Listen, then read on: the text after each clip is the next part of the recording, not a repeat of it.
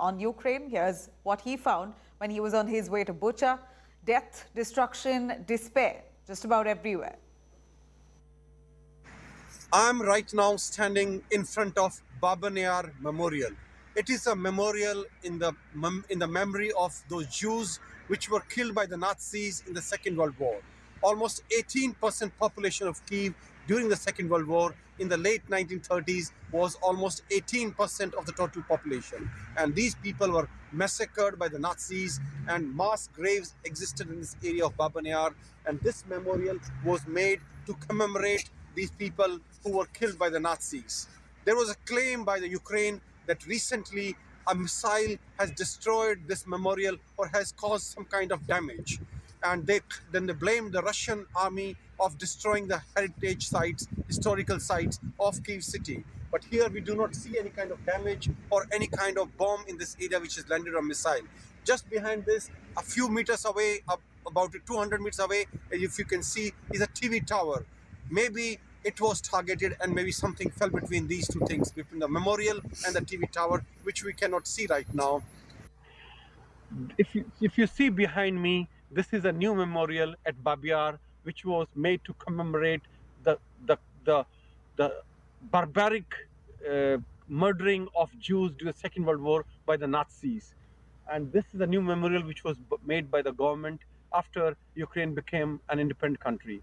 Ukrainian government alleged that Russians are destroying historical sites, and they gave an example of Baban Yar, that Russian missile or a bomb fell here. If you see towards little away, just 100 meters from here is this TV tower, a huge TV tower, which is a communication center and becomes a legitimate military target. Probably it was being targeted and something fell near it. But as far as Baban Yar is concerned, I have gone all around and I've shown it on camera. It's totally safe. I'm standing in front of a TV tower inside the Kyiv city, which was targeted by a Russian missile a few days ago. But this missile missed its target just by about 25 to 30 meters. And the result was the TV tower is totally safe and standing. But see what happened to the nearby area. You see this pole? This pole is become totally black, it's all gone. And a similar pole was there in the far distance, if you see. And see its portion, other part of the pole went so far and near the car, if you can see, lying on the road. So this is the kind of damage it has done. And if you look around, the buildings have also been damaged. Bring it this end and look at this car, the state of this car. This car has been badly damaged too, totally. So anything in this area was totally blasted, but it missed its main target, which was the TV tower, just by 25 meters. So this is the kind of precision today's military technologies need if they want to hit the target without any collateral damage. I am right now crossing the metro station of Brest-Reka, which was hit by a Russian missile a few days ago. The whole area is in shambles, lot of damage, and we are not allowed to film here. So, but I'm trying to do it from a car. I want to show you a lorry, the way it has been hit, that it is burnt. It can be seen now. See the situation. This is how a lot of debris all around, and the whole area is in shambles. And this is metro station Brest-Reka inside the Kyiv city. It is right inside the Kyiv city. And this is a missile, a massive missile, probably a cruise missile, which hit this area a couple of days ago. Thousands of Ukrainians are living in makeshift shelter bombs in city metro stations amid relentless shelling. My colleague Geeta Mohan there visited earlier one of those makeshift shelters. Here's what she found. We are here at the metro station to see how people over here are taking shelter. If you come from upstairs, it almost feels like there is nobody, but the moment you enter the metro station, they've made their people who these shelters are housing to keep them warm, also to keep them safe. Most of these metro stations now have become bomb shelters as well. So a lot of them living here in the metro station, in the metros. If you see, that's the metro right behind me, and you can see It has become home to a lot of people.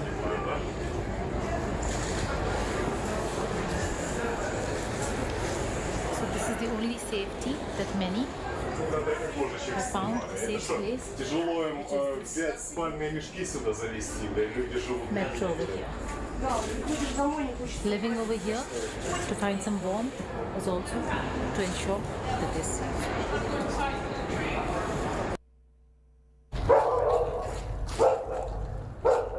On the ground training of the civilians here who've joined up in the Territorial Defence Force, been split into groups and then being taught how to enter territories occupied by the enemy.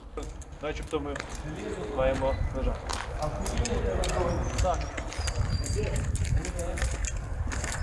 Дві групи готові. Розділились на четвірки, стали в бойову позицію. How is the deployment? How does the deployment take place? Справа в тому, що у нас є безпосередні блокпости неподалік від нашого тренувального загону. Вони туди вже люди виходять буквально з першого дня. Ми як заїхали сюди вперше, то одразу стали і почали нести службу. Around the training base there are some points on which guys are already working. As soon as they're finishing all the levels of the trainings, they're going on the first on that block post. The best of them are coming together and going on some missions. Okay, so the best of them go for missions and others are sent to checkpoints. Hide behind bushes, buildings, whatever they can find and move. Ensure that they have all eyes around. That's why you see one person who always has his back to the team, and the one leading then leads them to where they have to go. So they're being trained in how to encircle the enemy from various places and then attack, launch their attack. A very significant and important training because these very young people from the community, young, old from the community, are going to be sent to various checkposts, and should there be infiltration by the Russians, this is the tactic that they have to employ to ensure that they encircle the enemy and take them down. In one of the undisclosed locations here in the Kyiv Oblast, Geeta Mohan reporting for India Today. As Russia continues its offensive to capture capital city of Kiev, Ukrainians have refused to bow down. My colleague Gaurav Sawant had a conversation with Hennady, mayor of Bela Tserkva. He said Russians may be advancing from the north and northeast, but their advance will be stalled at the south side. Let's have a listen. Preparations intensifying for the defense of Kiev, and we are in Bela Tserkov. This is about 70 kilometers from Kiev, and with us is the mayor. This is the axis from the south. We've been talking about the north, northwest and west, three approaches to Kiev that the Russians are trying to advance from. In the south, they are being stopped, and with us is the mayor of Bela Tserkov. Sir, what's the current position right now? Звичайно, наше місто, як і всі великі міста України, були здійснені ракетні удари з сторони електропостачання, водопостачання, газозабезпечення, а також теплопостачання. Today the situation in Bela Tserkva is stability. All the life support system works stably, but we also was attacked by Russian Federation army. We have some missiles here. So there was a missile strike. There have been missile strikes here. Now, this is quite a militarized zone even as we speak. Everyone's carrying a weapon. The mayor himself is carrying his assault rifle. His team that work with him, they are armed with their weapons walking alongside him. Is a Russian invasion or a Russian attack from this flank also expected, like Brovary or in Irpin and Bucha? The Russians are trying to advance from there. What about this place? Поки що на нас атаки не було. Було декілька диверсійних груп.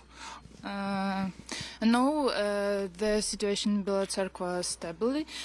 We had some sabotage groups, but now it's They've been liquidated. We'll That's a very important point that you make. The mayor is making a very important point about sabotage.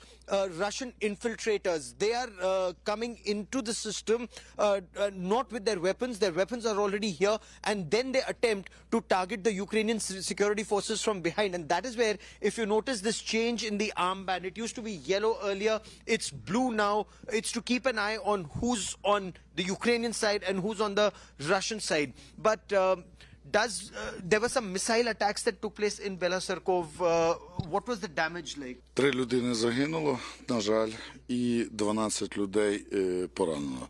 Також, є зруйновані будівлі і, звичайно, we have 3 deaths and 12 wounded.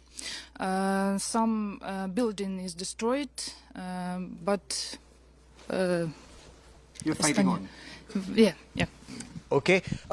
In this locality, there have been some missile strikes. Some military installations have also been targeted by the advancing Russian soldiers. But is Kiev safer from the south side as the Russians approach from the north and the northwest? Сьогодні в Україні немає міста, де би було безпечно знаходитись, тому що ми бачимо. There are today no safe cities here in Ukraine because we see that missiles attack is on the west, on the south also. Well, that's an important point. For speaking to us here on India Today, Mayor, many thanks, sir. Ma'am, many thanks. So, protecting the city, but making a very important point. No city is safe from a Russian missile attack. These attacks continue, but ground forces are being stalled at multiple locations. The pitched battles for the control and defense of Kiev continue. With cameraman Pawan Kumar at Belaserkov on the southern axis to Kiev, Ukraine, Gaurav Sawant for India Today. It's day 18 of the Russian invasion of Ukraine, and airstrikes continues across cities. Back-to-back airstrikes on Lviv has left behind destroyed buildings and lost a human life. Meanwhile, Ukraine claims Russian troops have fired upon civilians along the green corridors during the evacuation. Some of them have been killed, according to the claims. Let's have a listen.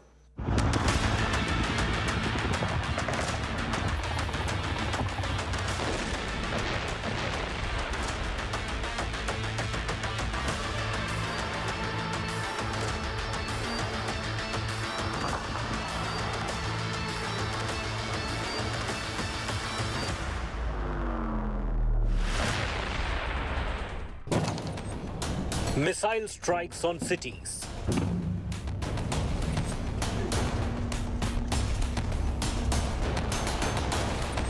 Charred houses and vehicles.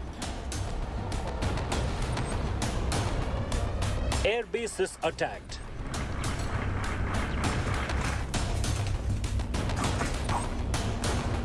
Bloodbath on the streets of Ukraine.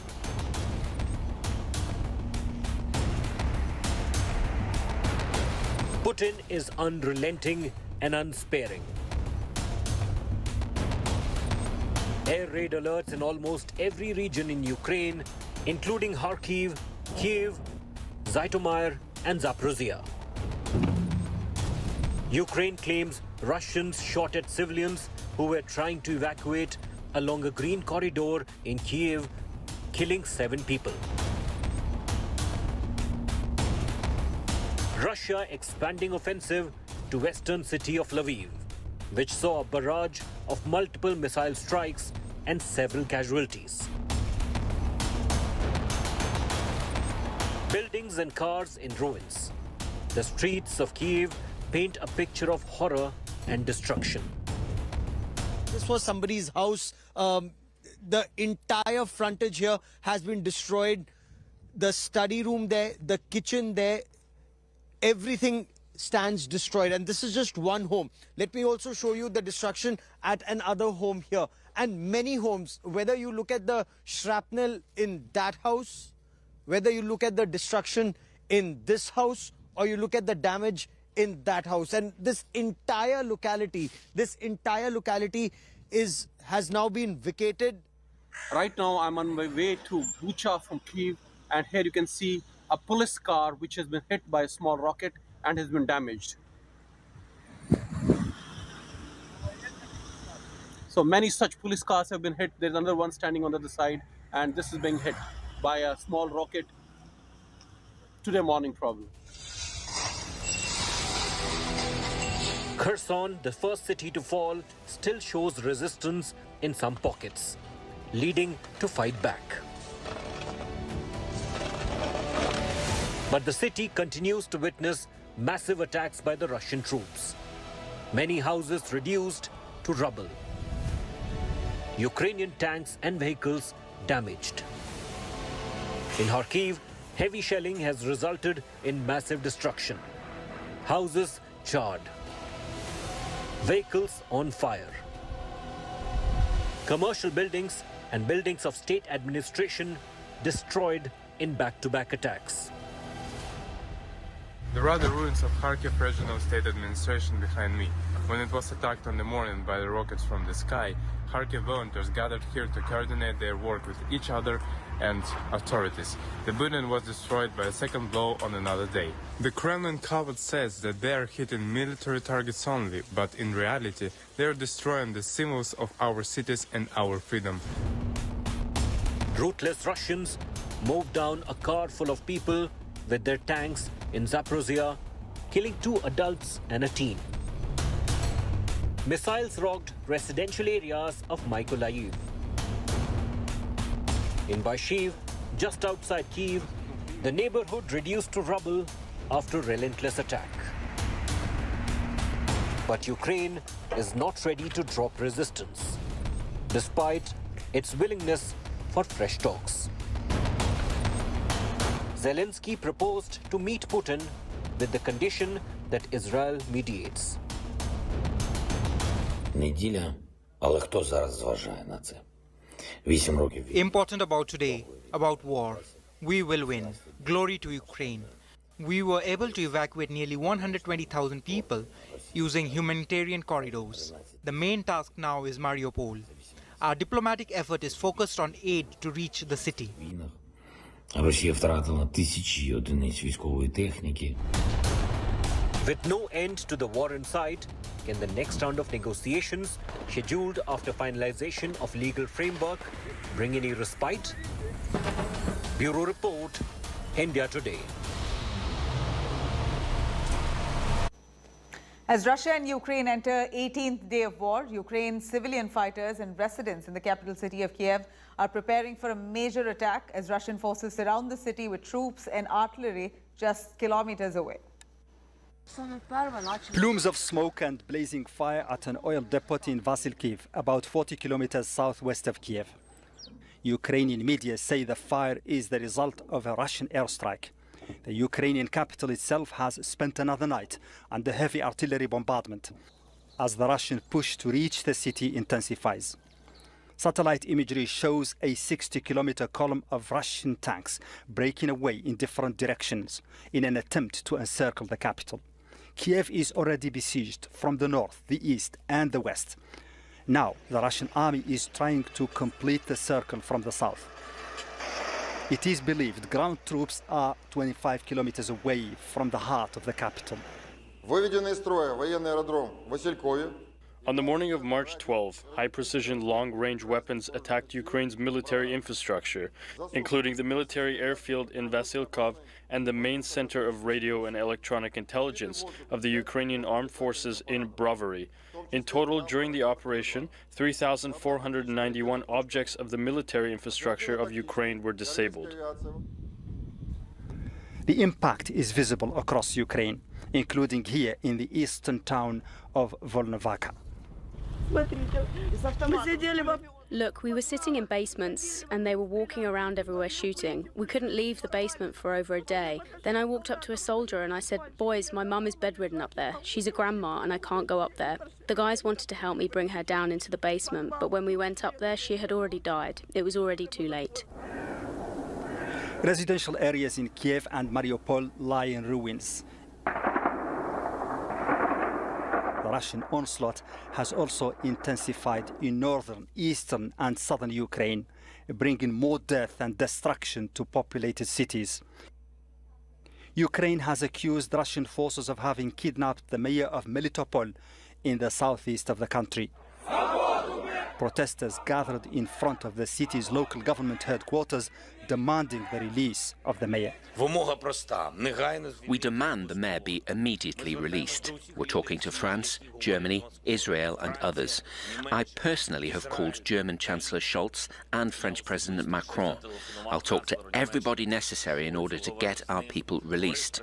We expect world leaders to show how they can influence the situation and do one simple thing. Get this one person released, the very person that represents the people of Melitopol.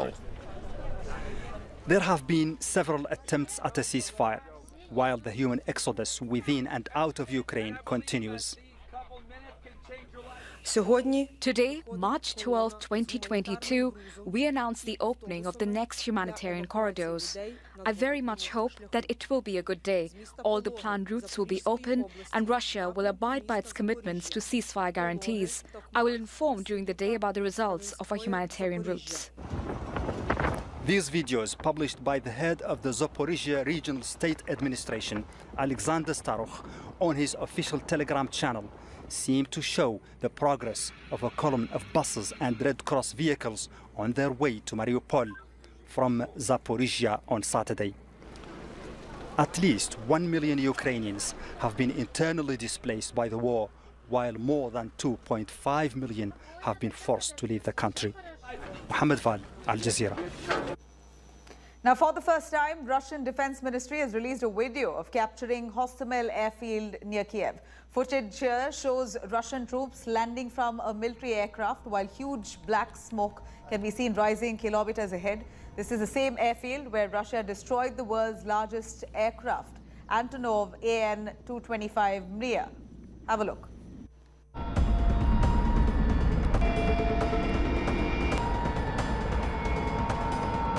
Landing in a military chopper.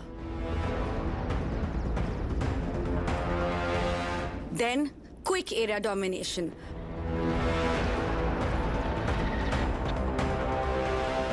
Russian troops in action.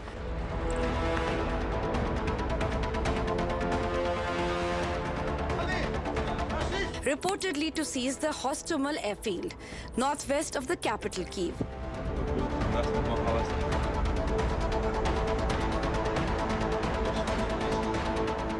Crouching for the ambush with deadly ammunition.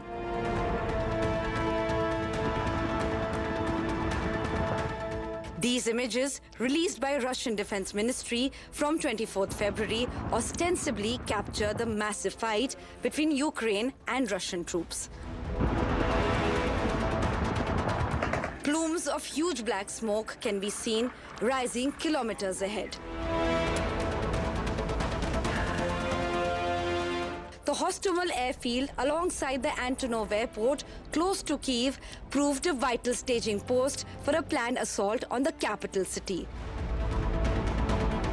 During fight for the airport, Russian shelling had destroyed the world's largest aircraft, Antonov AN-225 Mriya. This is the first time images of the intense capture was released by Russian Defense Ministry. At least a half dozen Russian helicopters were spotted flying west towards Hostomel. Bureau Report, India Today. Thousands of people from Melitopol hit the streets to protest the alleged arrest of its mayor, Ivan Fedorov, by Russian forces. Melitopol residents gathered near the building of the district state administration, where the occupiers have now settled. People chanted freedom to the mayor, Fedorov, demanding the release of the mayor. Ivan Fedorov, Ukrainian mayor of Melitopol, has been reportedly kidnapped by these Russian troops. These are the allegations. The abduction of Ivan was captured in CCTV cameras as he was seen being led away by armed men from a government building on Friday. Ivan is a Ukrainian politician and a mayor of the southeastern city of Melitopol since 2020. Scores of people in Melitopol hit the streets demanding the immediate release of Mayor Ivan Fedorov, who they allege that the Russian forces have kidnapped. Now, people chanted freedom for the mayor, demanding his release at the earliest. In fact, Zelensky, the president, calls this a weakness on the Russian side. Here's what exactly happened. The war in Ukraine is raging on for nearly 20 days now. Russia has repeatedly assured the international community that it's not targeting civilians, despite contrary reports from the ground.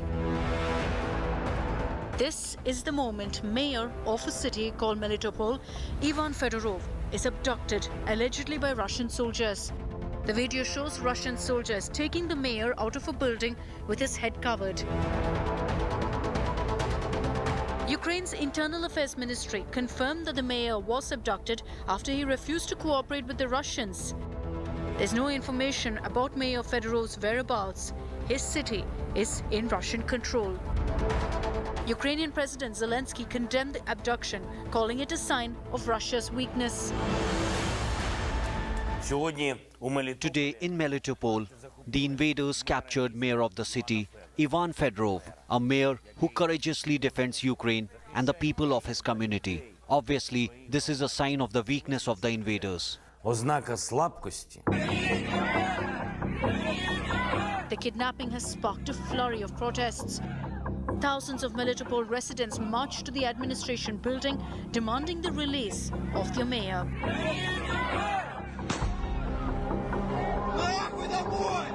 According to Ukrainian media, Russian forces entered Melitopol on the second day of their invasion. Since then, the mayor had led several rallies with thousands of attendees. On March 5th, Fedorov reportedly said that the situation in the city was getting difficult due to a food and medicine shortage. The mayor also called for a humanitarian corridor to let the residents leave, which was denied by Russian forces. Bureau Report, India Today. Now, Ukraine is a beautiful country filled with bustling cities and many tourist sites, but we have shown you firsthand on how this lovely country has been ravaged by war. Once brimming with life in urban settlements, now reduced to complete rubble. Here are some of those before and after images of towns that are now completely under ruins, many of them now looking similar to ghost towns.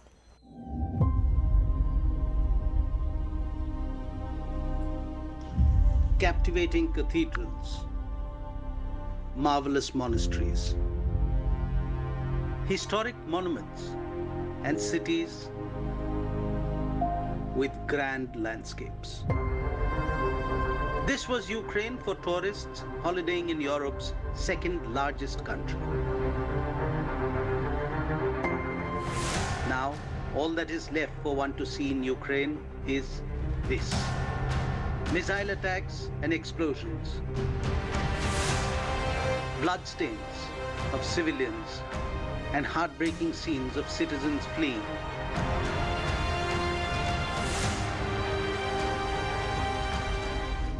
Mykolaiv, a city and municipality in southern Ukraine, the main shipbuilding center of the Black Sea, is now under attack.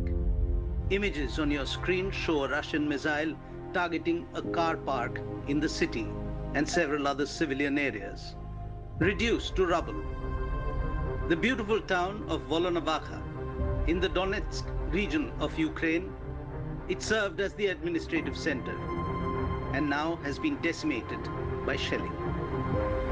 Buildings have collapsed, cars have been destroyed. The region has become a ghost town with people fleeing from the area in droves. Kharkiv, the second largest city, continues to be the worst hit.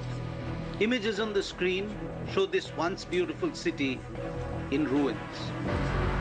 Buildings totally destroyed, the cars empty shells, and no sign of life anywhere in this ravaged city. Capital city Kyiv, the most populous city of Ukraine, an important industrial, scientific, and cultural center of Eastern Europe, now in ruins. Devastating images capture bodies lying all around, charred Russian tanks, and destruction everywhere. This is the central city of Ukraine, Dnipro, and the destruction is evident here too. Once bustling and full of life, Shelling and continuous airstrikes by Russia has reduced this city to debris. Ukraine is also a traveler's paradise. This is one of those last genuine destinations in Europe where you can explore a lot of areas. And this is a tourist paradise, or at least it was, when lakhs and lakhs of tourists visited this country earlier. Now the problem is this country is just struggling to stay afloat